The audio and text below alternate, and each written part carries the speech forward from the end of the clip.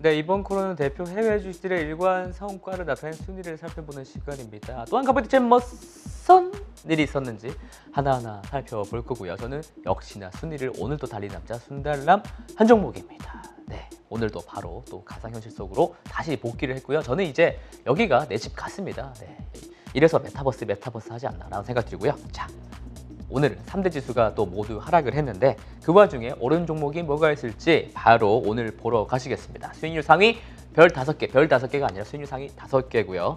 바로 보시면 1위가 의류기업입니다. 호실적 발표였습니다. 관심 없으시죠? 바로 넘어가고요. 모더나는 화이자가 이제 신청한 것과 유사하게 모든 성인 인구가 부스터샷을 맞게 해달라고 FDA에 요청했다는 보도에 이렇게 올랐습니다. 백신 업체들은 아주 저희한테 3번을 맞히려고 신이 난 것 같습니다. 네.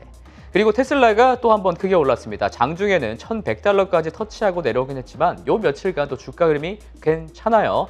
$1,200까지 빠르게 치고 올라갈 때는 사람들이 무서워서 아우 저거 어떻게 사냐라고 했다가 오히려 일론 머스크 때문에 주가가 급락을 하니까 다시 보니 선녀네, 다시 보니 싸 보인다라고 생각하는 사람들이 많은 것 같습니다. 11월 8일에 일론 머스크가 본인 지분 10%를 팔겠다는 약속, 공원을 지키기 위해서 매도를 시작을 했었고요. 그리고 매일같이 지분을 털고 있는 상황이거든요. 때문에 주가가 $1,000까지 깨지기도 했었습니다. 그런데 화요일인 16일에도 70만 주 정도를 매도를 한 것이 확인이 됐음에도 반등에 성공을 했던 것이 어제 장에도 좀 긍정적으로 좀 유효타를 주지 않았나 생각이 듭니다. CEO가 팠는데 안 밀리네 라는 거죠. 아직 어제 수요일 공시는 나왔지 않았습니다만 저번 주 월요일부터 이번 주 화요일까지 7거래일간 일론 머스크는 매일같이 지분을 매도를 한 상황입니다. 한화로 약 10조 원 정도 판 것 같은데 현재 절반가량 남았다고 하고요. 언제 다 파나 했는데 속도가 굉장히 빠른 것 같습니다. 어제도 팔았지 싶은데 어제도 진짜 팔았는지 확인을 하시려면 다시 말해서 테슬라의 지분 매도 공시를 보고 싶으시다면 제가 저기에 적어둔 주소로 검색을 하시면 해당 화면이 열리실 것으로 압니다. 그리고 저기 숫자 4라고 적힌 거 보이시죠? 이 4가 Form 4라고 해서 주주지분 변경에 대한 것이니까 저걸 눌러보시면 확인이 가능하십니다. 한편 헤지 펀드를 포함한 금융기관 수백 곳들은 지난 3분기에 테슬라 지분을 더 매입했다고 합니다. 테슬라를 매일 까기만 하던 마이클 버리도 풋옵션 청산을 했다고 하죠. 특히나 제가 좀 감명 깊었던 부분은 퀀트 천재, 퀀트 대가라고 불리는 짐 사이먼스가 이끄는 르네상스가 테슬라 주식을 기존에 갖고 있던 물량보다 3배 더 많은 주식을 이번에 매입을 했다고 합니다. 3분기에 매입을 했다는 것은 아무래도 2분기 테슬라의 실적을 보고 투자를 했다는 말이 되고요. 또한 테슬라 중국 공장에서의 생산 확대에 특히 방점을 찍었다고 봅니다. 그렇다면 4분기에도 역시 기관 투자자들이 좀 몰릴 수 있다라고 생각이 드는데요. 왜냐하면 테슬라의 3분기 실적이 2분기보다 실적의 내용이 더 좋았으니까요. 그리고 본업에 대한 이야기를 또 좀 하고 넘어가야겠죠. 보통 전기차 시장에서 중요한 시장은 3개로 보잖아요. 미국과 중국 그리고 유럽인데요. 사실 반면에 호주는 좀 전기차 전환에 있어서 좀 생소한 시장이었는데요. 왜냐하면 전기차 침투율이 극히 낮은 시장이었기 때문이죠. 오른쪽 그림을 한번 보시면은 저게 호주 국기죠. 지도죠. 지금 2019년 기준이긴 하지만 전기차가 지역별로 몇백 대밖에 안 팔리는 수준이에요. 그런데 이 시장에서 테슬라가 올해에만 모델 3로 1만 대를 팔아치웠다고 합니다. 이 만 대라는 숫자는요. 테슬라가 호주에서 2014년부터 작년까지 판매한 차량 대수를 모두 다 합산한 수치입니다. 이미 모델 3는 올해 도요타 캠리마저 판매량을 제친 수준이라고 하고요. 모델 3 물량은 올해 물량이 다 매진됐다고 합니다. 전기차 전환의 늦은 만큼 굉장히 빠르게 전기차 판매 속도가 호주에서 올라오고 있는데 이 과실을 테슬라가 다 따먹고 있다는 게 참 흥미롭습니다. 한편 본토 미국에서도 테슬라 모델 S와 모델 X의 신규 배송이 무려 2023년으로 연기됐다고 합니다. 공급난 문제와 인기가 둘 다 겹친 것 같은데요. 다만 옵션으로 돈을 더 내고 자동차 바퀴 사이즈를 키우는 경우에는 2023년이 아니라 내년에 받을 수 있다고 합니다. 공급난도 있겠지만 공급난보다는 높은 인기를 안고 좀 마진을 올리려는 좀 경영 전략으로 또 풀이가 되기도 하고요. 그러면 이제 경쟁자들은 어떻게 하고 있느냐? 최대 현실적인 경쟁자는 뭐 지금 현재 뭐 다른 스타트업들이 날뛰고 있어도 아직은 폭스바겐이죠. 이런 폭스바겐이 반도체 부족 사태에 있어서 결국 독일에 있는 자사 2개 공장에 대한 생산 중단 조치를 내렸습니다. 반도체 공급난이 전혀 해소가 잘 안 되고 있는 모양처럼 보이고요. 네, 과연 전기차 기업들이 4분기 차량 생산과 실적이 어떻게 될지는 정말 저도 그렇지만 투자자분들도 잘 유심히 지켜봐야겠습니다. 네.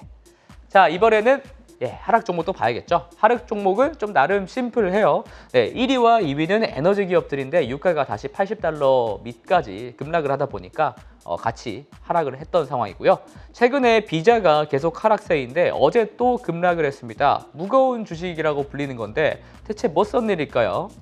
어제 하락을 만든 거는 다름 아닌 아마존이었습니다. 아마존이 내년부터 영국에서 발급된 비자 신용카드에 대해서 아마존에서의 사용을 금지하겠다, 지원하지 않겠다라고 밝혔습니다. 그리고는 비자가 아니라 앞으로는 마스터카드로서 공식 결제 파트너를 바꾼다라는 내용까지 곁들여졌다는 게 참 흥미롭습니다. 하지만 둘 간의 차트 비교를 해보시면 딱히 마스터카드가 비자보다 엄청 성과가 더 좋았던 건 아니에요. 왜냐하면 아마존의 이런 일방적 행태를 마스터카드도 나중에 똑같이 겪을 수 있기 때문이죠.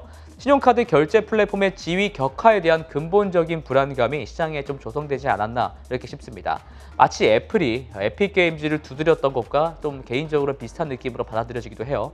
이쪽 동네 쌈도 참 재밌게 보시면 될 것 같습니다. 물론 비자에게 있어서 아마존 영국에서의 거래량은 전체 비자 거래액 중에 단 0.1%밖에 안 되기 때문에 영향은 뭐 거의 없을 거지만요. 아마존이 단순 거래 수수료 협상을 위한 전략 전술이었기 때문에 월가에서는 또 비자에 대해서 긍정적으로 보는 시각들도 많습니다. 네, 비자 투자하시는 분들이라면 이 정도 챙겨가시면 좋을 것 같습니다. 네. 자, 이번에는 순달람의 드디어 메인 코너가 나왔습니다. 이번 주 마지막 순달람이고요. 미래에셋증권의 젊은 피, 바로 2030 세대가 선택한 5종목에 대한 이야기 바로 가겠습니다. 누구보다 유연한 생각을 가지고 있는 그대들의 선택은? 네, 5종목을 보니까 얼마 전 언급해드렸던 전기차 트로이카가 떡하니 들어가 있네요. 참 요새 가장 핫한 테마가 바로 전기차가 아닌가 싶습니다. 네, 그리고 리비안과 루시드가 어제 급락을 했는데 사실 별다른 이슈는 없었고요. 사실 또 별다른 이슈 없이 올랐기 때문에 그런 것 같습니다. 그리고 디즈니와 페이팔인데요. 두 종목 다 최근에 좀 급락했다는 공통점이 있습니다. 떨어지는 주식을 바닥에서 잡는 것만큼 짜릿한 게 없죠. 그래서 그 마음이 이해가 가기도 합니다. 오늘은 순달람에서도 지난 10월 27일에 언급을 해드렸던 월트 디즈니에 대한 내용 바로 AS 갑니다. 네, 먼저 디즈니의 실적 이야기를 하기 전에요. 생소하신 분들을 위해서 디즈니의 최신 기준 사업부별 매출 구성을 다시 한번 보시겠습니다. 총 4가지 사업 부분으로 나뉘어져 있고요. 먼저 디즈니랜드와 같은 테마파크가 있습니다. 그리고 ESPN이나 ABC, 내셔널 지오그래픽까지 이런 TV 채널을 또 운영 중에 있습니다. 또한 디즈니 플러스와 훌루라는 걸출한 OTT 사업을 하기도 하고요. 마지막으로는 다들 아시는 디즈니, 픽사, 마블, 스타워즈, 21세기 폭스까지 영화 사업을 또 다 같이 이렇게 거의 독점하듯이 하고 있죠. 이처럼 쟁쟁한 사업부들이 있지만 최근에는 디즈니의 향방을 결정짓는 것은 디즈니 플러스라는 OTT의 성공이라고 시장에서 판단하는 것 같습니다.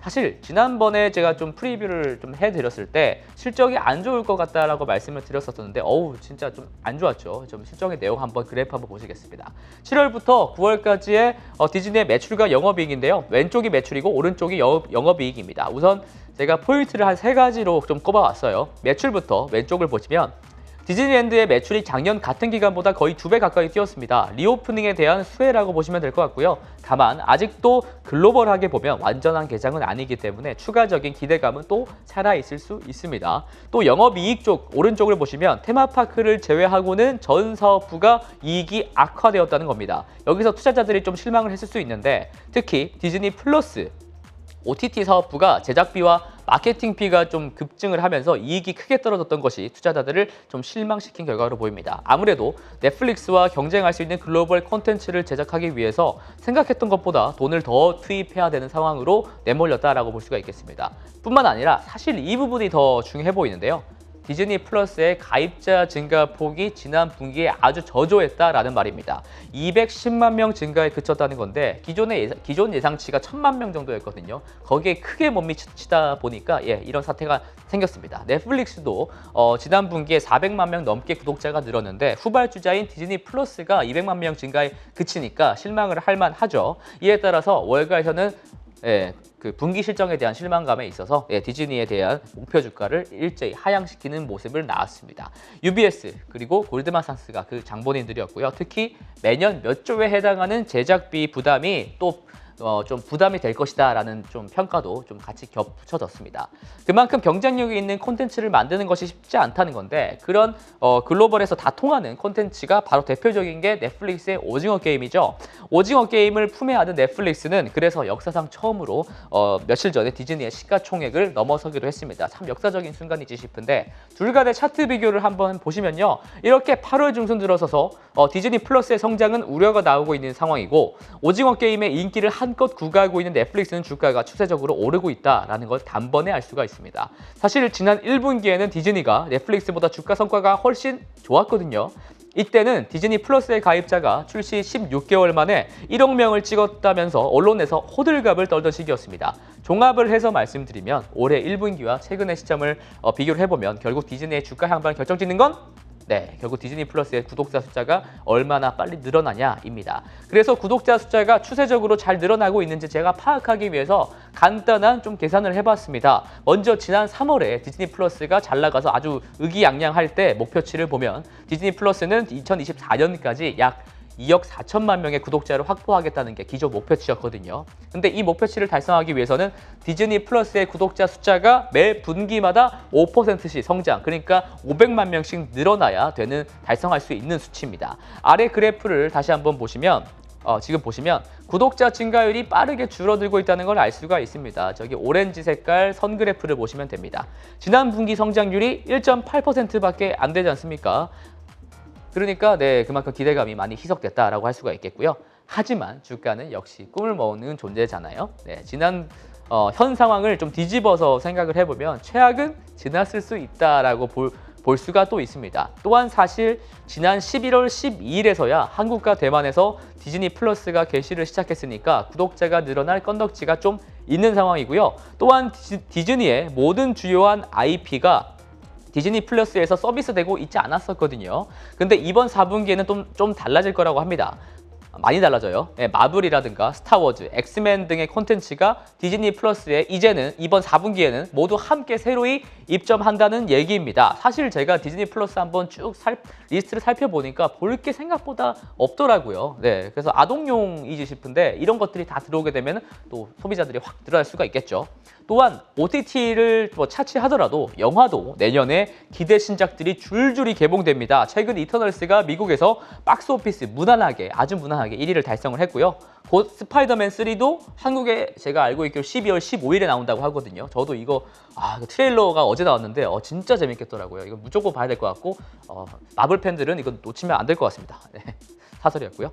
그리고 내년에는 닥터 스트레인지랑 토르, 또 블랙팬서도 후속작이 또 나오게 됩니다. 어쩌면 지금이 가장 어두운 순간일 수 있는 디즈니가 내년에는 어떤 모습이 될지 저도 참 궁금합니다. 그러면 저는 또 다음 주에 가상현실 공간 속에서 메타휴먼으로서 열심히 달리겠습니다. 순달람이었습니다. 호잇!